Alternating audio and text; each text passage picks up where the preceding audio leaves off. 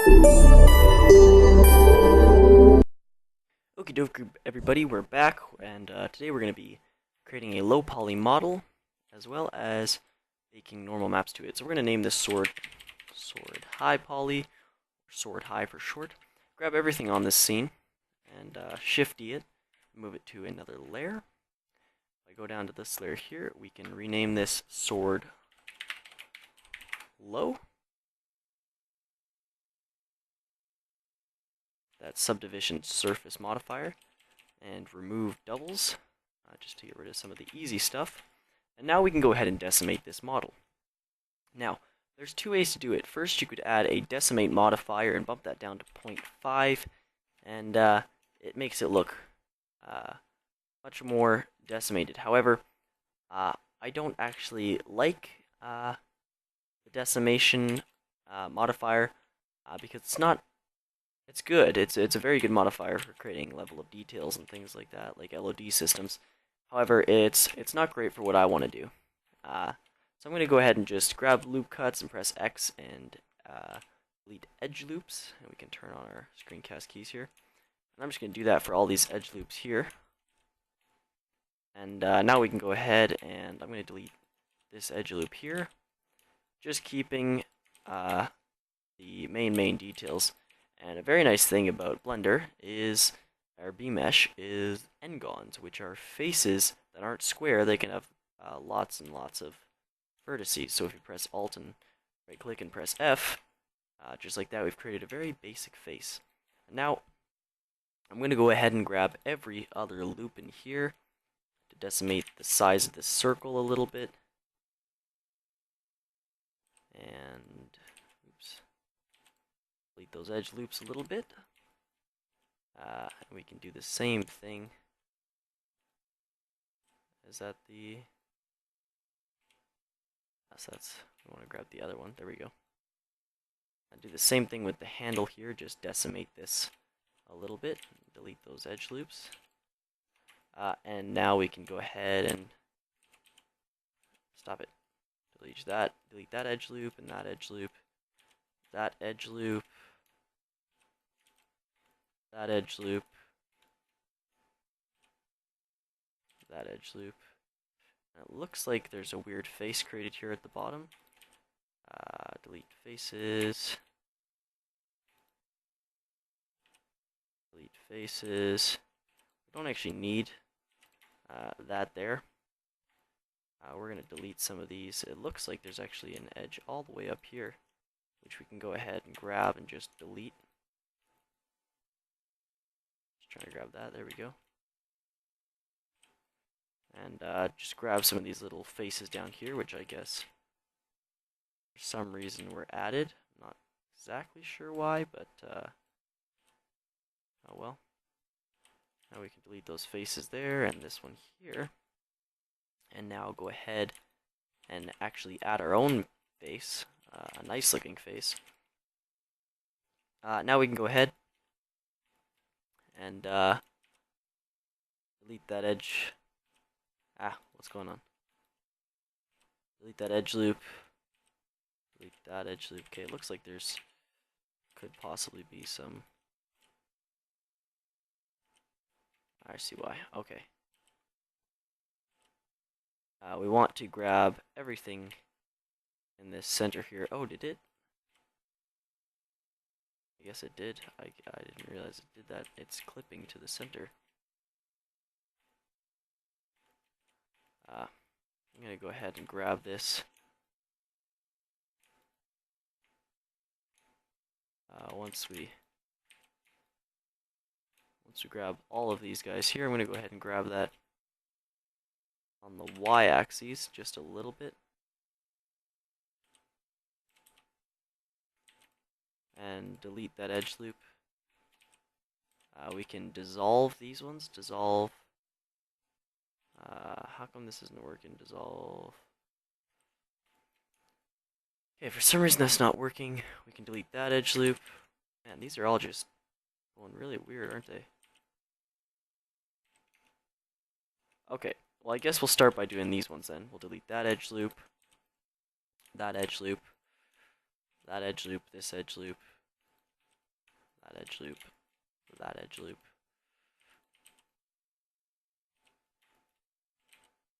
These edge loops. Leave those ones there at the end.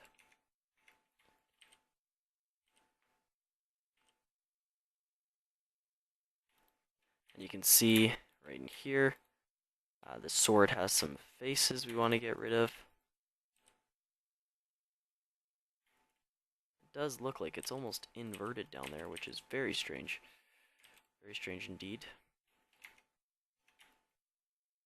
So what we can do to fix that, I suppose, is delete. 1 second, you guys. Alright, sorry about that, guys. Are we back? Test, test, test. I don't know if we're back.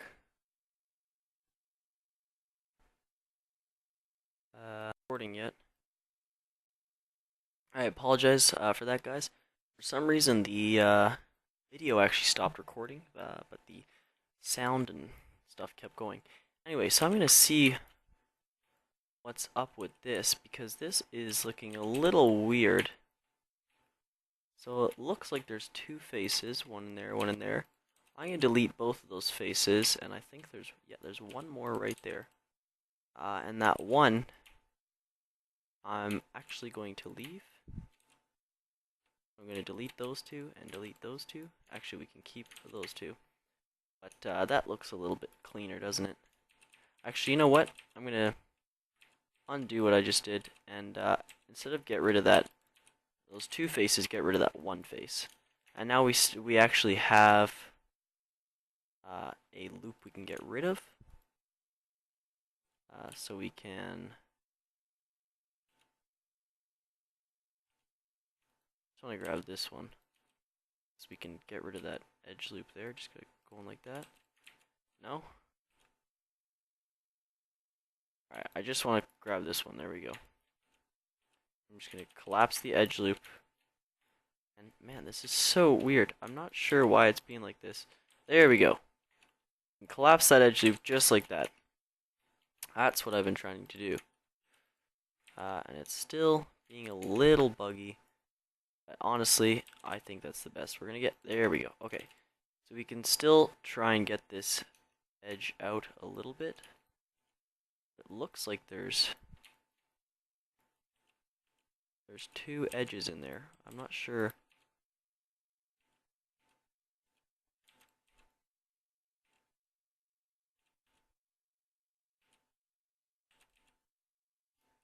I'm really not sure what happened with this blade here, but 188 vertices isn't so bad. But we're gonna get rid of a couple more edge loops here. Just trying to remove doubles. I think I must have messed something up here, because you know what? I'm too lazy to be bothered with fixing these, and honestly, it actually looks like it's working. It's just a weird angle because there's no subdivision surface anymore. Anyway, we can start deleting some of these edge loops here, so we can delete that one, that one,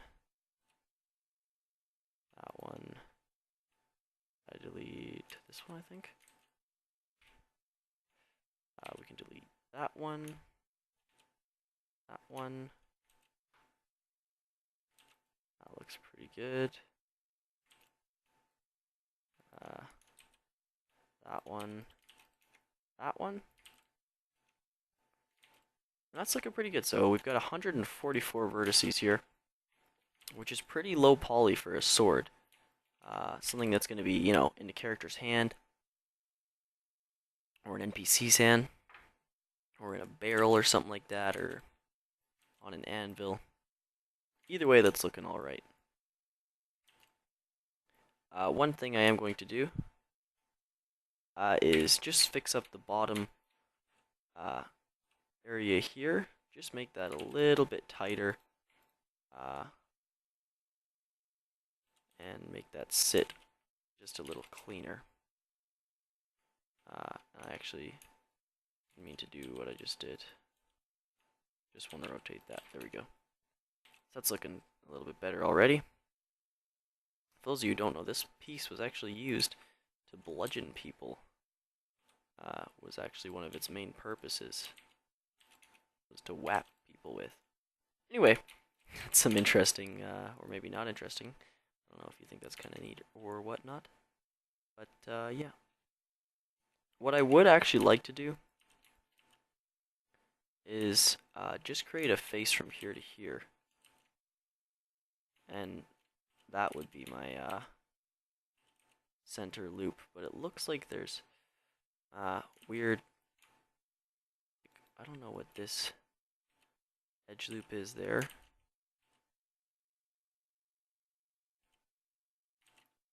Oh, you know what? Okay, I see what's going on.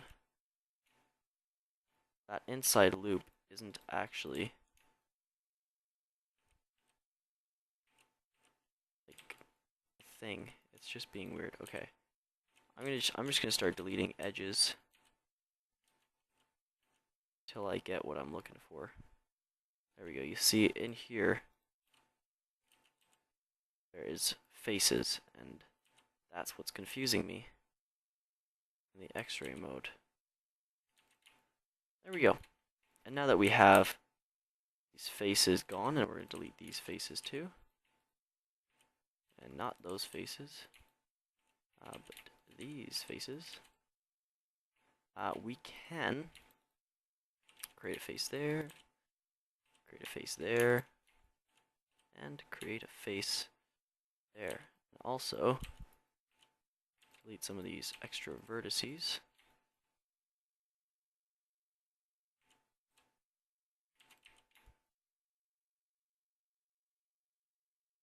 Which will hopefully help to clean up that these edges a little bit more, because there are still some weird edges and stuff like that.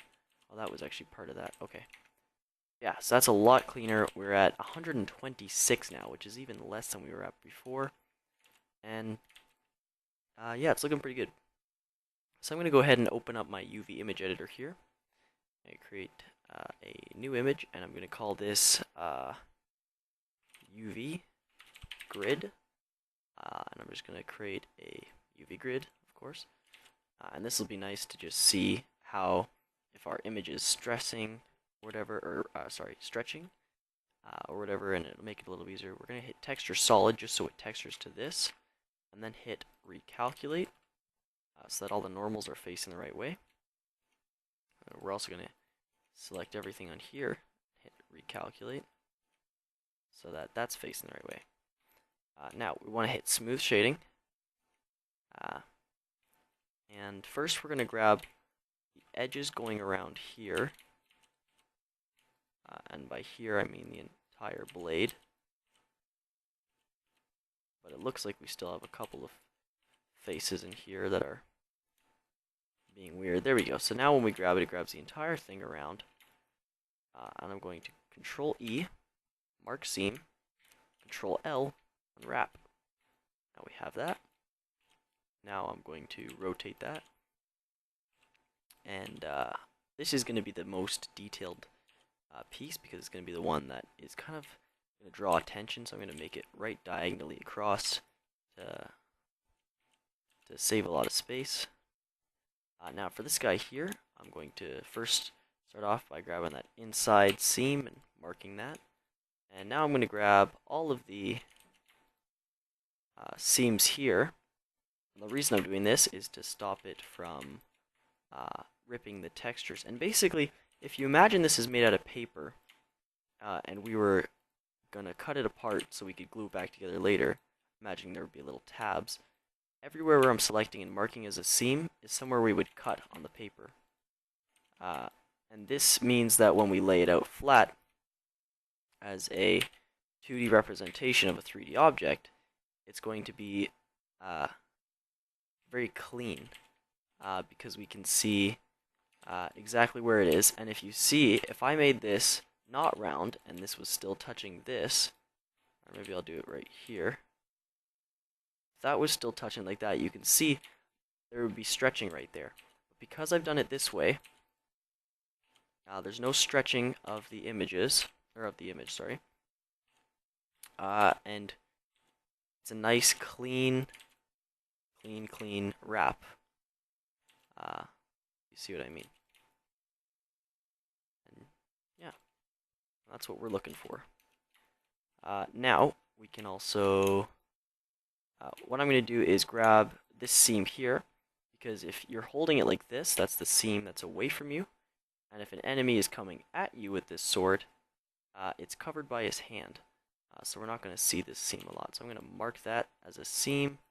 Control L, unwrap, and that's going to bring, that's going to be our other seam for this guy.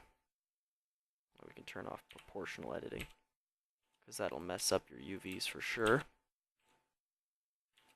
And you want to make it as big as possible while still maintaining some bleed room in between, and also make sure it's not touching the edge of the border. You want to give it some room.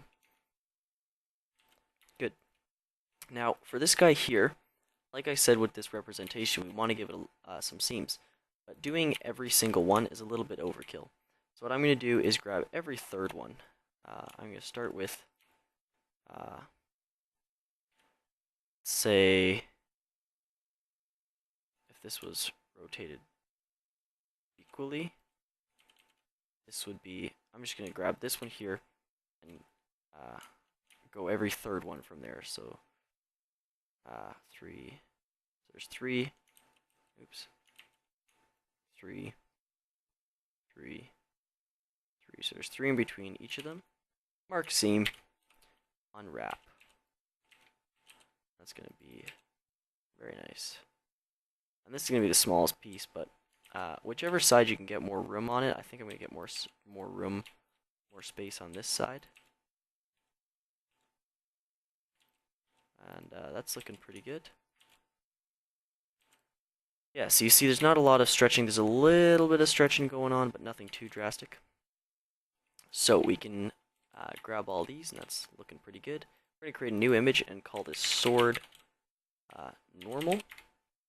Make this a size of 2048 by 2048, just so it's a little bigger. And now what we can do is go back to this layer here, and I'm going to select the high poly sword, shift click the low poly sword, go back into edit mode, select everything. I'm going to go to bake, and bake option is one of my favorite options. You can get so many nice things out of it.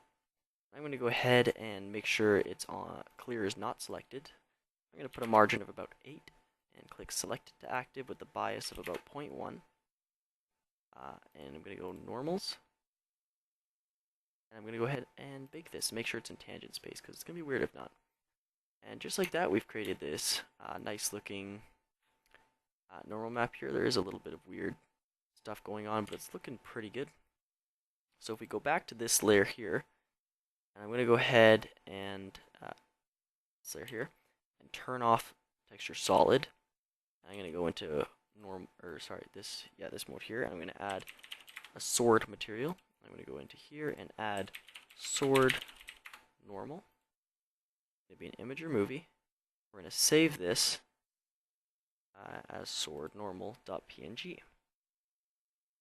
I'm going to open that very texture, generate it to UV, and to make this actually apply as a normal map, we're going to go to sampling, make sure it's on normal map, turn off color, turn on normal.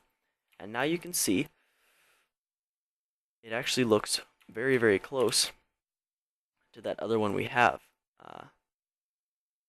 It's looking very, very good. It actually almost looks identical. There's very little changes in it. There's a couple changes because I changed this a little bit, which I probably shouldn't have done. Let's actually go into here, and it was a little late to change that. That was probably shouldn't have done that. I'm going to grab high, shift click to low, and try another bake and just see if we can get some better results from that. Replace that.